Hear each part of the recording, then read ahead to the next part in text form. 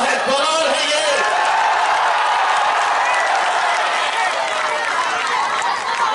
जिसको जो भाषा समझ में आती है समझ ले और कुंडी रिकॉर्ड कर लो, उसको भड़वा बोला हूं मैंने।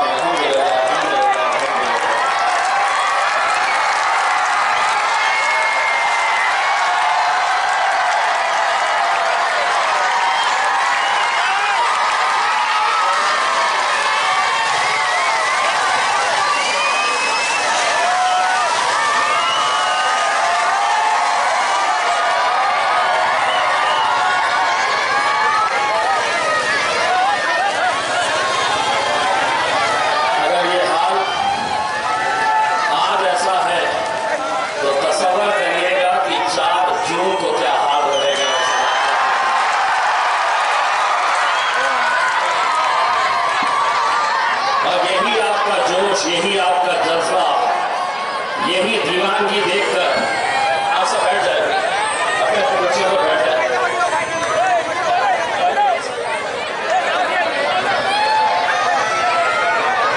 यही जोश देखकर मीडिया वाले तो मुझसे पूछते हैं कि इस बार कैसा रहेगा, तो मैं उन्हें जवाब देता हूं कि 2019 के अंदर 100% श्योर था, 2024 के अंदर 200% श्योर हूं। मुझसे सवाल करते हैं कैसा कह रहे हैं, मैं कहता हूं कि मेरा हिसाब जो है वो जमीन पे नहीं होता है, मेरा रब मेरा हिसाब करता है। 2014 में किया, 19 में किया और इंशाअल्लाह 24 में भी करेगा। मेरे भाइयों,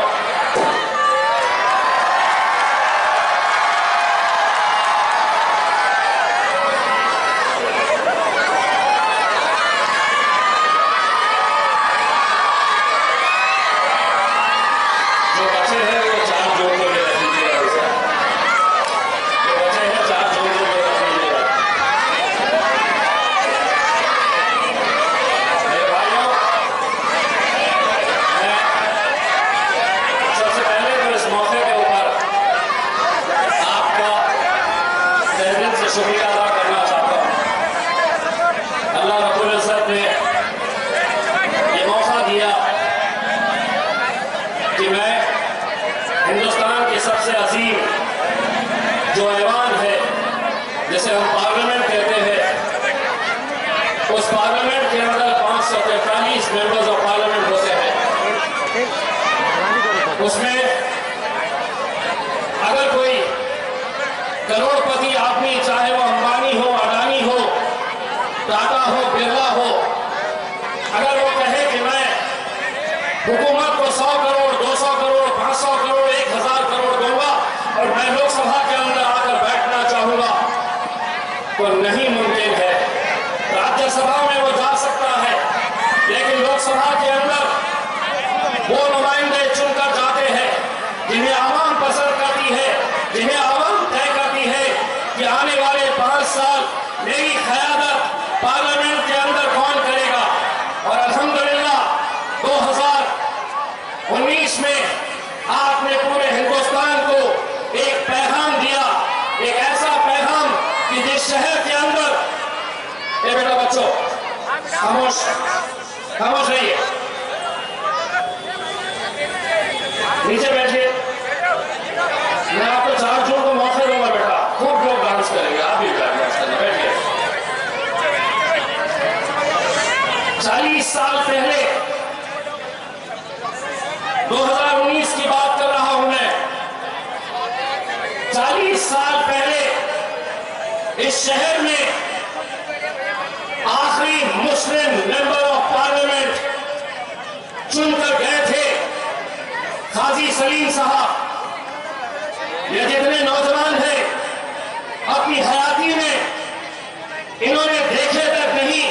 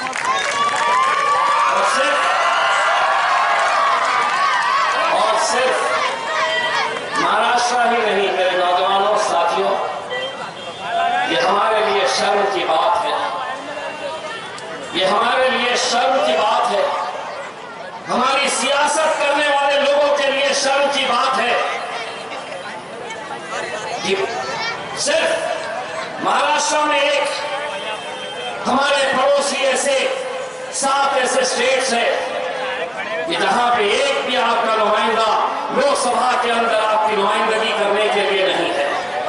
कर्नाटका में 0 है, राजस्थान में 0 है, मध्य प्रदेश में 0 है, झारखंड में 0 है, उत्तराखंड में 0 है, दिल्ली में 0 है।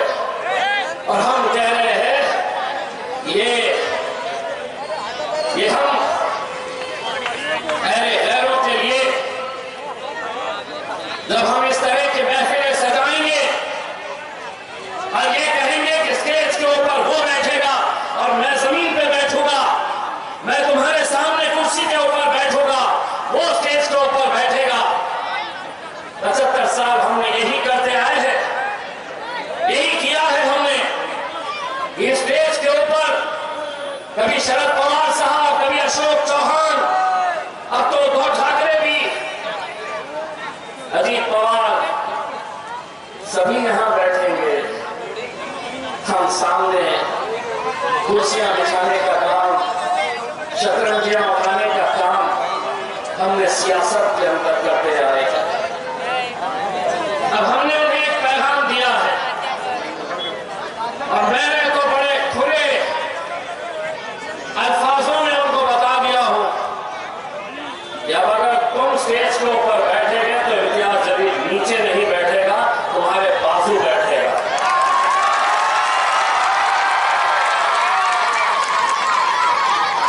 दोस्तों, ये अल्लाह रब्बुल इज्जत का करम है। मैं 12 साल पूना में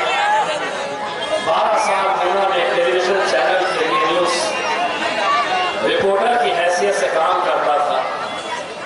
मुझे आज भी वो दिन याद है कि जब मुझे शरद पवार का इंटरव्यू लेना होता था, अजीत पवार का लेना होता था या अशोक चौहान का लेना होता था, तो वो लोग गेस्ट हाउस के अंदर बैठे, मैं बाहर माइक लेकर खड़ा, इंतजार की नेताजी कब आएंगे, कब मैं उनका इंटरव्यू लूंगा। लेकिन अल्लाह ने, कहते हैं ना कि तुम अगर उससे मांगो तो वो क्या कुछ नहीं दुनिया अता कर सकता है। एक वक्त वो आया जब पार्लियामेंट की कुर्सी के ऊपर ये बैठे थे तो इम्तियाज जलील उनके बाजू जाकर बैठे। ये आप लोगों का इतिहास था जिसे आज चकनाचूर करने की कोशिश हो रही है, जिसे आज पूरी तरीके से तोड़ने की कोशिश हो रही है। मैं ये इलेक्शन क्यों लड़ रहा हूं, क्या मकसद है मेरा? मैं चाहूं तो 1.5 घंटा भाषण कर सकता हूं, लेकिन एक बहुत खूबसूरत सी एक कविता,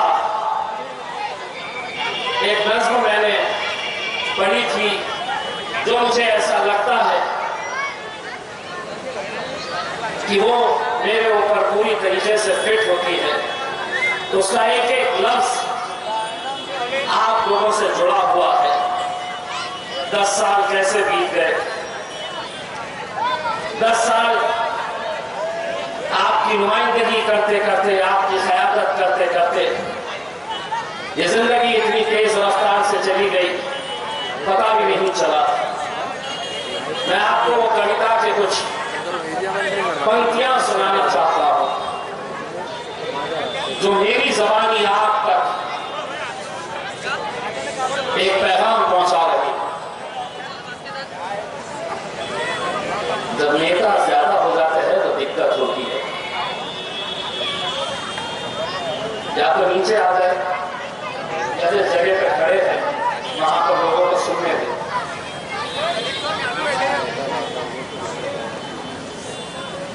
आहिस्ता चल जिंदगी, अभी कहीं कर्ज चुकाना बाकी है, कुछ दर्द मिटाना बाकी है, कुछ फर्ज निभाना बाकी है। रफ्तार में तेरे चलने से कुछ रूठ गए, कुछ छूट गए, रूठों को मनाना बाकी है, रोतों को हंसाना बाकी है। कुछ रिश्ते बनके टूट गए, कुछ बनते बनते छूट गए। इन टूटे छूटे रिश्तों के जख्मों को मिटाना बाकी है।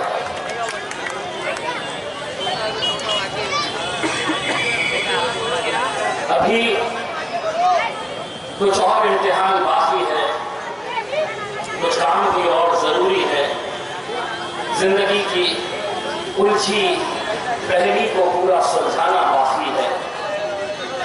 मरना सबको है दोस्तों, जब सांसों का थम जाना है तो क्या खोना क्या पाना है।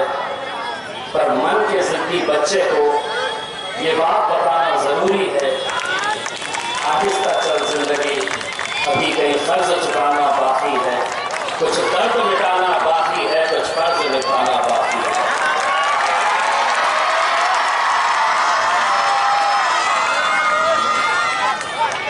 दोस्तों, 19 में जब मैं जीता था तो पूरे मुल्क में इसका जश्न मनाया गया था।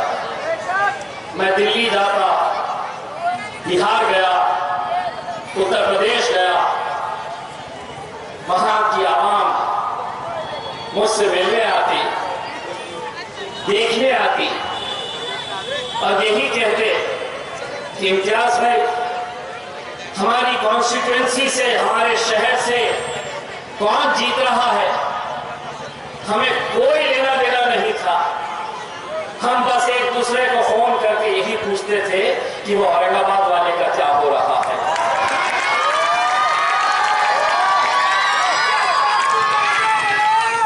दोस्तों, रमजान के इस मुबारक महीने में मोतीवाला की मस्जिद में, बेरीबाग में एक मौलाना आते हैं, बुजुर्ग शख्स, बहुत अच्छी दुआ पढ़ते हैं। मैं जाता हूं उनकी दुआ लेने के लिए। इस बार भी जब गया, उन्होंने मुझे खूब दुआओं से नवाजा। मैं जब बाहर निकल कर आ रहा था मस्जिद के बाहर, तो बहुत सारे नौजवान लड़कों ने घेर रखा था। मेरी नजर एक बहुत ही बुजुर्ग शख्स के ऊपर गई। मैं समझता हूं कि वो 90 साल के ऊपर के हजरत हो गए। मुझे ऐसा लगा कि वो बुजुर्ग मेरे करीब आना चाह रहे थे, लेकिन आ नहीं पा रहे क्योंकि मैं नौजवान लड़कों से घिरा हुआ था। मैंने उन लड़कों को हटाया, उस बुजुर्ग शख्स के पास गया, उन्हें सलाम किया। उन्होंने सलाम का जवाब दिया और उन्होंने मुझसे कहा कि बेटा, मैं जालना का रहने वाला हूं। मैं उन्हें हाथ मिलाकर कहा कि मेरे लिए दुआ करना। उन्होंने जो जवाब दिया वो सुनिए। उन्होंने मुझसे कहा कि बेटा, मैं और मेरे पूरे घर वाले पूरे रमजान के महीने में तहज्जुद में उठकर तुम्हारी कामयाबी के लिए हम दुआ कर रहे हैं बेटा। जालना का रहने वाला शख्स, जालना के रहने वाले वो बुजुर्ग, क्या लेना देना, ना वो वोट डाल सकते हैं, ना मेरी कॉन्स्टिट्यूएंसी का हिस्सा है, लेकिन वो बुजुर्ग शख्स, क्या वजह है कि वो तहज्जुद में उठकर एक मेंबर ऑफ पार्लियामेंट उसके लिए पूरा घर अगर दुआएं मांग रहा है तो वो कैसा मुसलमान होगा।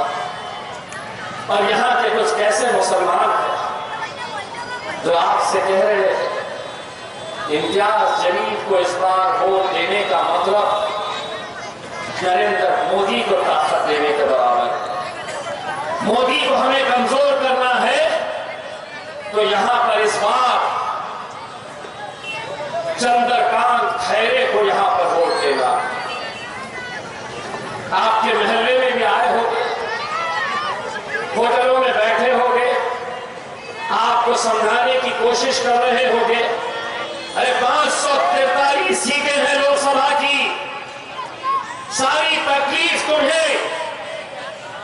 महाराष्ट्र के एक लौता एक मुसलमान एमपी से क्यों है, यह सवाल मैं तुमसे करना चाहता हूं। जीत जाओ पूरे के पूरे 47 तो महाराष्ट्र के जीत के बताओ। और अगर लोकसभा के अंदर तुम पहुंच भी गए 47 के 47, मैं तुमको दावे के साथ कहता हूं कि कल को अगर यूसीसी का कानून आया, सीएनआरसी का कानून आया, ट्रिपल तलाक के कानून के टाइम पे आपने देखा कि कैसे गूंगे मुक्के और बहरे बनकर बैठे थे।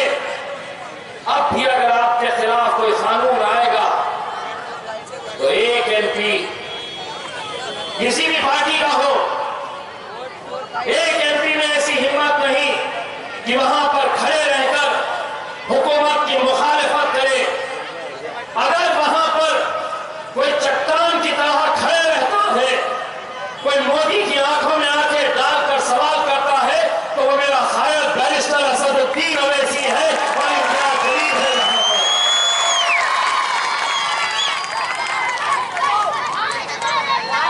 शर्म नहीं आती है, शर्म नहीं आती है। बाबरी मस्जिद की शहादत के अंदर जिसने बड़े फख्र से कहा था कि हां हमने मेरी मस्जिद गिराई है, बयान है उसका, और यहां के मुसलमान उसे कंधे पर बिठाकर मतदान उसे करो। क्यों? तुम हिलवा साहब नहीं है क्या? हिलवा साहब किसे कहा गया था? तुम्हें एक ये है, दूसरे साहब बहुत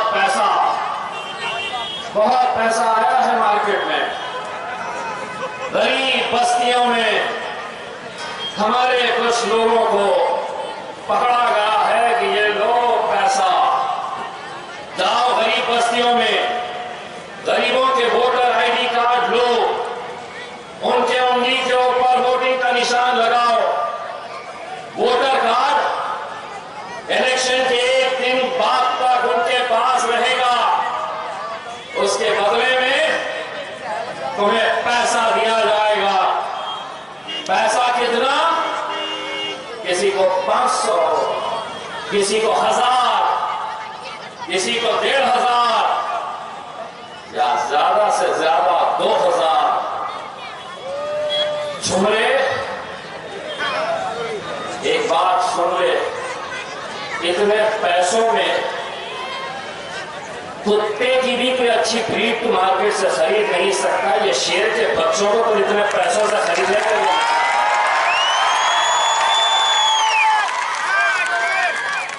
और जो दल्ले ये काम कर रहे हैं चंद पैसों की खातिर, वो अपनी जेब तो भर लेंगे लेकिन इस कौम का सौदा कर रहे हैं। ऐसे लोगों से होशियार रहिए।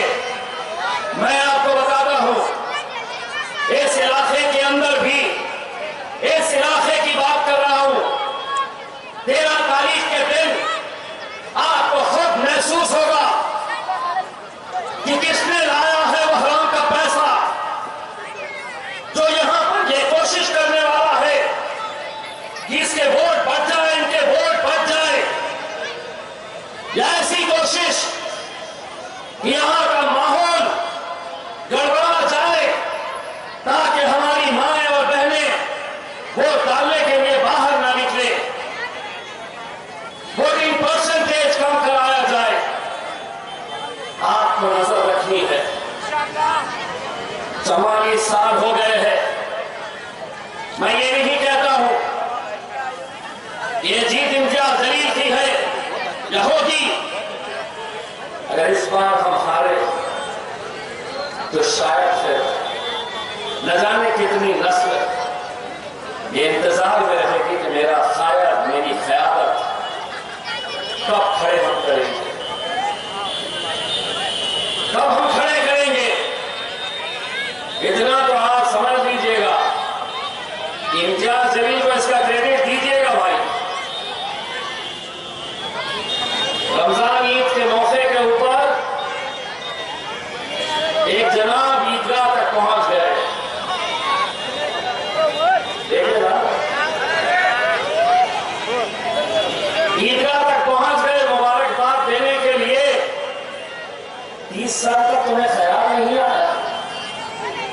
जिले के अंदर ये आवाम भी कौम भी रहती है, उन्हें साल में एक मरतबा कम से कम रमजान ईद मुबारक बोल दो। और अगर तुम ये करते तो शायद हमें ये जगह ही नहीं मिलती, लोग तुम्हारे साथ रहते। लेकिन 30 साल लग गए तुम्हें सिर्फ ईद मुबारक कहने में। नमाज खत्म हुई, जो ईदगाह आते होंगे छावनी में, मेरे बाजू एक पुलिस ऑफिसर थे, उन्होंने मुझे बताया कि साहब देखेगा स्टेज पे और कौन है। तो मैं नजर डाला तो खैरू जी खड़े थे, उनके पीछे उनके 2-3 पर्दाना खड़े थे, बार बार बोल रहे थे साहब पक्की कहीं ना तो उनको सलाम करना। अब 30 साल के बाद आया तो उसको समझ में नहीं आ रहा था कहाँ शुरू करना कहाँ खत्म करना। सलाम अलैकुम, सलाम अलैकुम, सलाम सलाम सलाम सलाम सलाम। और अब बात वहीं पे खत्म नहीं हुई। मैंने उनका मोबाइल पे बयान देखा तो मेरे बाप ने ये तो मौलाना के जैसा बोलता है। क्या बयान है? मुसलमानों 5 वक्त की नमाज पढ़ो, नमाज पढ़ना चाहिए। और यहीं पे नहीं रुके साहब, तो नमाज पढ़ के जब बाहर निकलते हैं लोग खड़े रहते हैं, तो हमें क्या करना? ऐसा पूछना बहुत अच्छे। अब इतना ही अगर हो गया है तो ला इलाहा इल्लल्लाह मुहम्मद रसूलुल्लाह, और बाकी का जो करना है तो फिर आपको मालूम है हमारा होने के लिए क्या क्या करना पड़ता है। 4 दिनों के बाद तो बेटा हम भी कैंची लेके घूमने लगे। अब हो रहे तो पूरे हो, आगे अधूरे रखो, ये इनका हाल। अब इन सबसे अलग एक प्राणी है,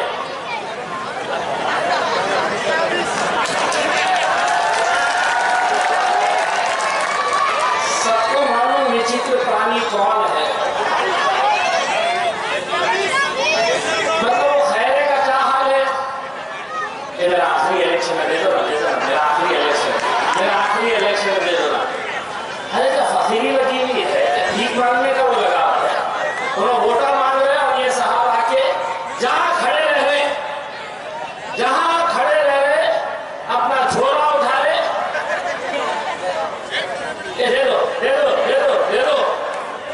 नहीं मेरे भाई, ये इलेक्शन है, इलेक्शन में ईवीएम में जितने वोट पड़ते उतने ही रहते, बढ़ते नहीं है। मतलब तुम समझेंगे कि 4 टिकट लग गए हम अफसर से 30-30 रुपये वाले, और बाहर आके 30 का 60, 30 का 60, 30 का 60। फिर ऐसा समझेंगे ईवीएम में 25 वोट पड़े हैं तो बाहर आके बोलेंगे 25 का 50, 25 का 50, 25 नहीं होता मेरे पास, नहीं होता। जितना है उतना। और अगर इतना ही है मेंबर ऑफ पार्लियामेंट बनने का, तो कोई एक जना अगर उनका चाहने वाला के कोने में से सुन रहा होगा तो यहाँ पे एक छोटे से बच्चे की स्लेट लेके आओ और चौक लेके आओ, तुम्हारे सामने उसको लिखने के लगाओ कि अंग्रेजी में मेंबर ऑफ पार्लियामेंट लिखता।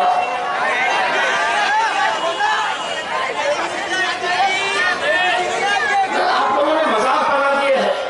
अरे कानून बनाए जाते हैं, वहां पर कानून तय किए जाते हैं कि नौजवानों के ताल्लुक से क्या कानून बनाए जाएंगे। आज हमारे शरीयत के कानून भी अगर वहां पर बन रहे हैं तो वहां पर एक संसद की नुमाइंदगी वहां पर चाहिए। कोई नचनियों का कोठा नहीं है वो कि तुम समझ रहे होगे कि इतने सारे वहां पर बैठते हैं, 2 पत्तों की गड्डियां लेकर जाएंगे और सामने खेलते बैठेंगे। ऐसा नहीं होता है।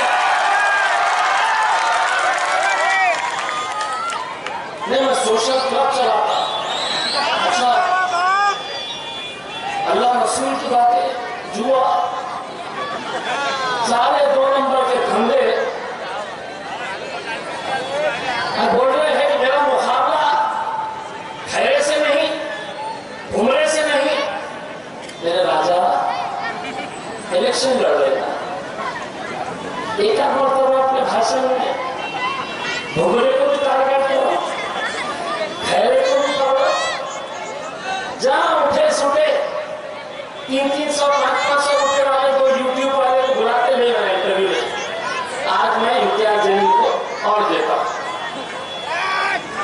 सुबह दोपहर शाम बस इम्तियाज जलील, इम्तियाज जलील, इम्तियाज जलील। अब तो उनके कोई घर वाला बोल रहा था एकदम रात में नींद में से उठ गया, मुझे इम्तियाज आया था।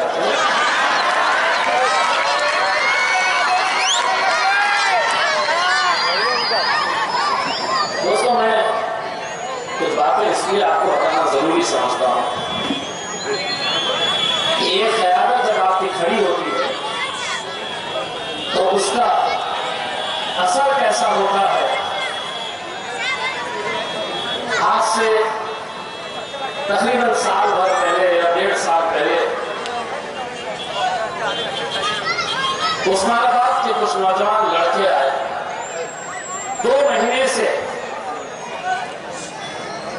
वो घर के बाहर थे, पुलिस से भागते फिर रहे थे। क्यों?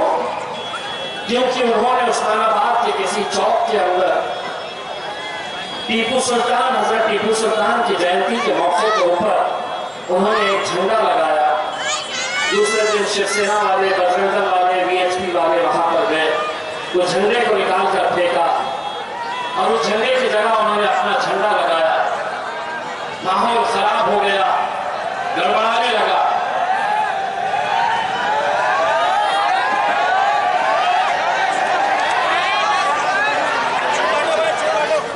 भाई साहब, मैं आपको गारंटी देने वाला हूं 13 तारीख को बुझने वाली है मशाल पूरी तरीके से।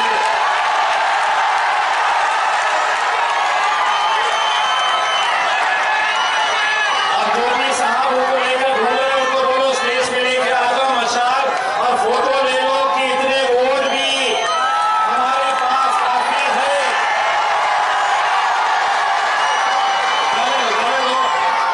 जाने दीजिए भाई साहब, वो मत दीजिएगा, सबको इख्तियार है इलेक्शन लड़ने का, किसी न किसी को कोई रोकना नहीं चाहिए।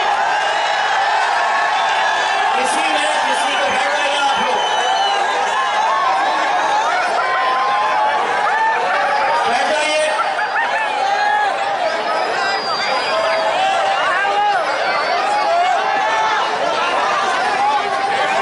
चलिए, कोई गैर नहीं है, हमारा ही कोई दल्ला है जो लेके घूम रहा है।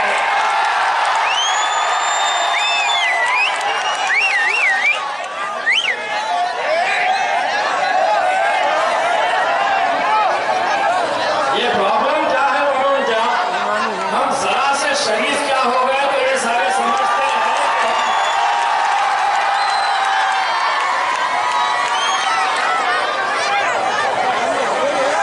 यही के है साहब, यही के है, चिंता मत करिएगा। मैंने आपको बताया है इसी इलाके के अंदर लोगों ने पैसा लेकर आए हैं।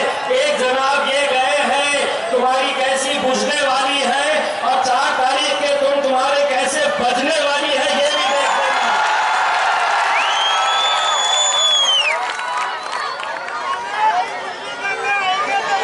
भाइयों देखिए, इलेक्शन लड़ने का इख्तियार सबको है, लेकिन सवाल ये पैदा होता है अगर इस माइकाबाद के अंदर इतनी हिम्मत है कि मैं चंद्रकांत खैरे को कटकट गेट के अंदर लेकर आया तो ये कौन का भड़वा है, दलाल है ये।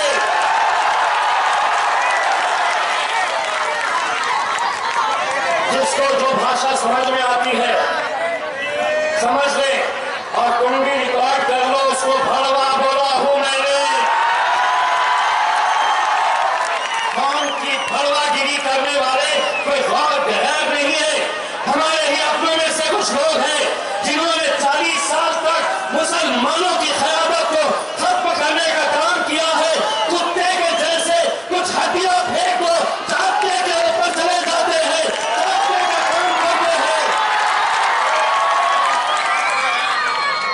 अब तो आ गया 13 तारीख को तेरे बाप को भी यहां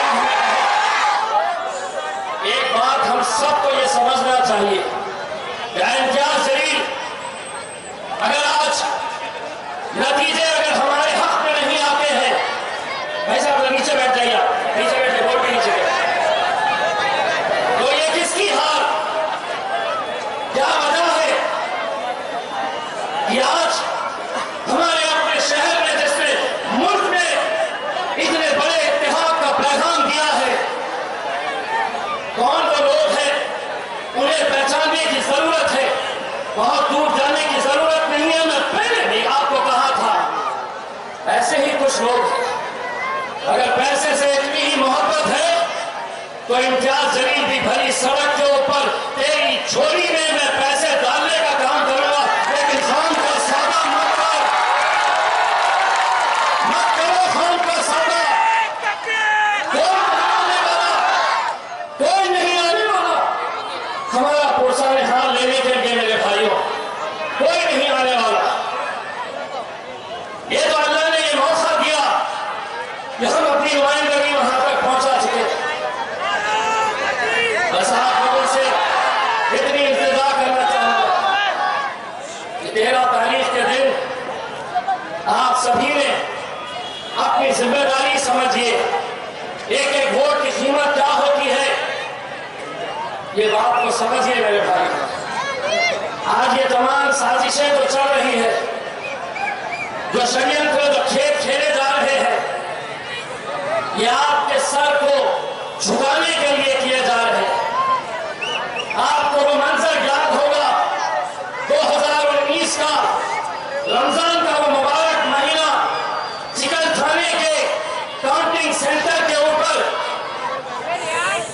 वहां पर वोटों की गिनती हो रही, सहरी करके नौजवान लड़के वहां पर दिन भर इस इंतजार में बैठे रहे कि 40 सालों के बाद हमें आज जश्न मनाने का मौका मिलेगा, और अचानक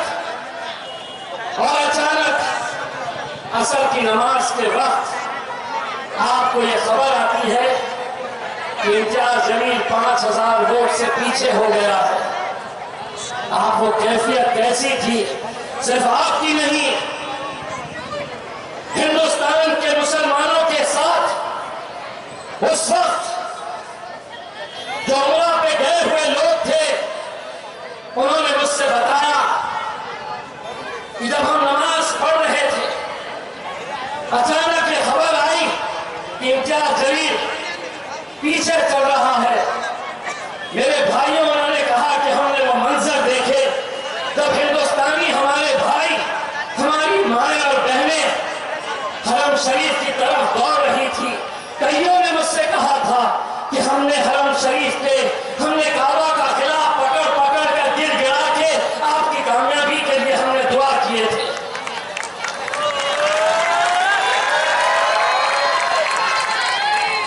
और आज ऐसा क्यों हो रहा है? मैं ये नहीं कहता कि मैं अकेला आपकी नुमाइंदगी में तो था नहीं यहाँ पर, 12 साल में बाहर था, क्यों आपने अपनी क़यादत खड़े नहीं कर पाए? क्यों 2014 के अंदर यही वो लोग थे जिन्होंने इलेक्शन से एक रात पहले अखबार छापे थे, उर्दू में एक अखबार छाप कर नौजवान लड़कों को दिए थे कि जाओ रहमानिया कॉलोनी में, कट्टर डेट में, किरारपुरे में, बेरी बाग में ये अखबार बांटो। मैं सलाम करता हूं मेरे नौजवानों को, वो बंडल लेके तो गए थे बांटने के लिए, किसी ने नाले में फेंका था तो किसी ने उस बंडल को आग लगा कर मुझे फोटो भेजी थी और मुझसे कहे थे कि इम्तियाज भाई हम आपके साथ धोखा नहीं करेंगे करके। वो जज्बा था 2019 के अंदर, यही चंडाल चौकड़ी, घरों में, अस्पतालों में मीटिंग लगा रहे हैं, अभी भी चल रही होगी। ये फोटो जाएगी तो यकीनन रेट बढ़ने वाला है और पैसा छोड़ना पड़ेगा। यही लोग थे, नहीं आ सकती सीट, आने का सवाल ही नहीं पैदा होता।